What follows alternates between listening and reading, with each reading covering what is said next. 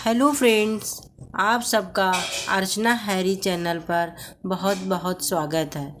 आज हम लोग कहानी देखेंगे जिसका शीर्षक महायज्ञ का पुरस्कार है और जिसके लेखक यशपाल जी हैं।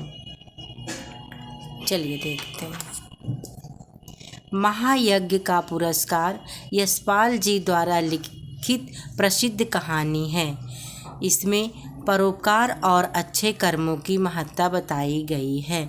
कहानी का नायक एक धनी सेठ है जो बहुत दयालु और धर्मपरायण था। सेठ और उसकी पत्नी हर किसी की मदद करते थे और कभी किसी को खाली हाथ नहीं लौटाते थे।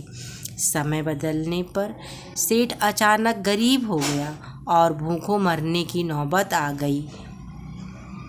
गरीबी दूर करने के लिए उन्होंने सोचा कि अपने किए गए यज्ञ का पुण्य बेच दिया जाए।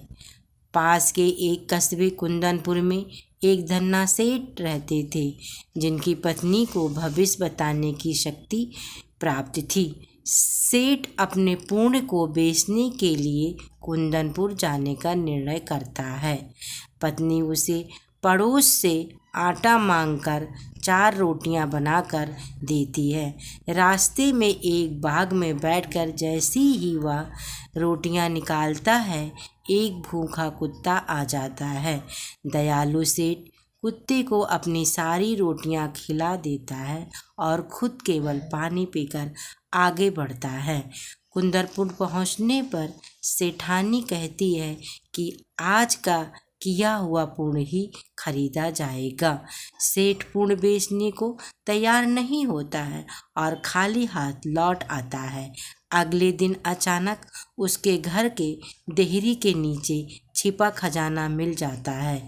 यह खजाना असल में उस महायज्ञ का पुरस्कार था जो उसने भूखे कुत्ते को भोजन कराकर प्राप्त किया था।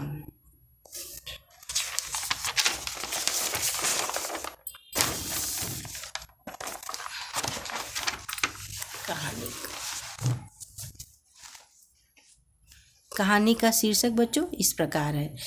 कहानी यह सिखाती है कि सच्चा यज्ञ परोपकार और दया है। ईश्वर उसकी मदद करता है जो दूसरों की सहायता करते हैं और अच्छे कर्म कभी व्यर्थ नहीं जाते हैं। बच्चों, जो इम्पोर्टेंट कैरेक्टर हैं इसमें मैंने उस पर हाईलाइट कर दिया है याद करने के लिए आप लोगों को। तो कैरेक्टर याद कर लेंगे तो कहानी अपने आप लिख सकेंगे। और दूसरी एक टिप है, जैसे यहाँ पे आई 4 रोटियाँ, तो 4 रोटियाँ आप न्यूमेरिकल में नहीं लिखेंगे, आप इसी तरह से लिखेंगे, शब्दों में ही लिखेंगे, नंबर में नहीं लिखना है, नहीं तो आपके नंबर कट जाते हैं। थैंक यू बच्चों। कोई भी सजेशन हो तो आप प्लीज़ कमेंट करिए, प्लीज़ प्लीज़ प्लीज़।